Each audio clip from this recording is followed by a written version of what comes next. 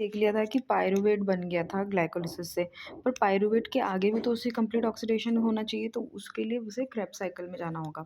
पर Krebs cycle pyruvate 3 carbon compound है, acetyl coenzyme 2 carbon compound है, तो हमें पायरूवेट को एसिटाइल कोए में चेंज करना होगा। तो यहाँ क्या लिखा है, pyruvate is transported into mitochondria by symport mechanism where it is converted to acetyl CoA by oxidative decarboxylation and catalyzed by multi-enzyme complex known as pyruvate dehydrogenase complex।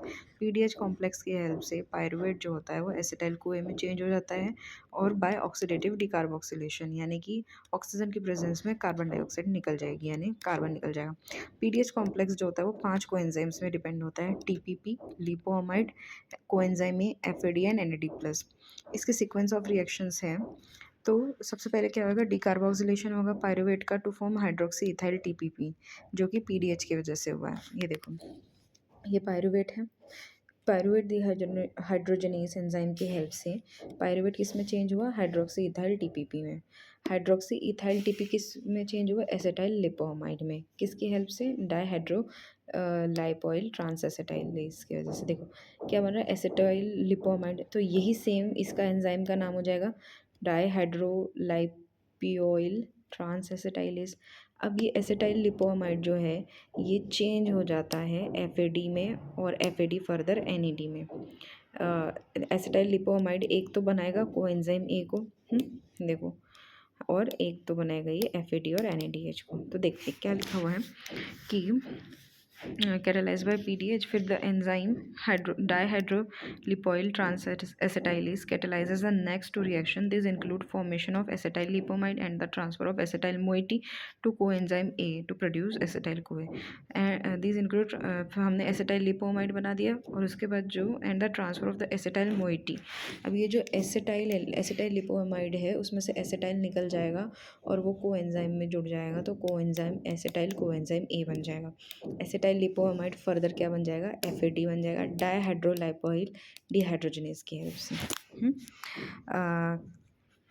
This cycle is completed with the conversion of reduced lipoamide. अब lipoamide का reduction जो हुआ था to oxidise lipoamide, catalysed by, reduce से बनेगा oxidise लिपोअमाइड और फिर ये ऑक्सीडाइज लिपोअमाइड क्या बन जाएगा, एफएडी बाय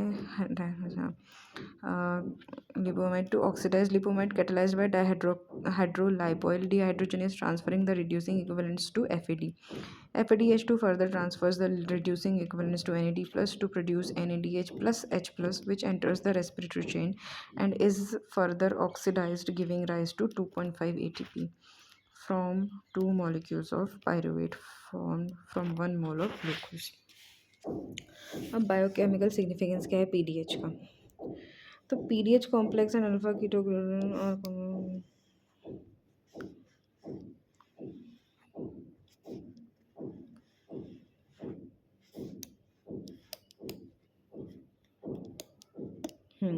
तो देखो पीडीएच अगर नहीं होगा तो क्या होगा, पायरूवेट जो होगा वो एसिटाइल कोए में चेंज नहीं होगा और फिर पायरूवेट को अल्टीमेटली लैक्टेट में चेंज होना पड़ेगा, जिसकी वजह से लैक्टिक एसिडोसिस हो जाएगा। ये होएगा regulation of PDH complex. PDH is inhibited by the accumulation of the end product of the reaction acetyl CoA and NDH. PDH जो होता है वो किसके इनहिबिट हो जाता है, एसिटाइल कोए से भी और एनएडीएच से भी। ये फीडबैक मैकेनिज्म है।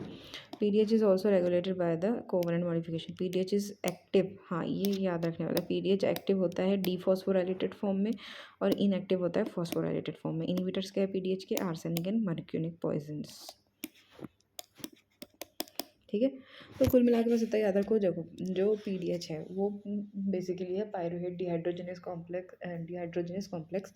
उसका यूज़ हमें यह है कि हम पायरूवेट को क्या करना चाहते हैं, NADH में लाना चाहते हैं, या पायरूवेट को हम एसिटाइल कोए में लाना चाहते हैं।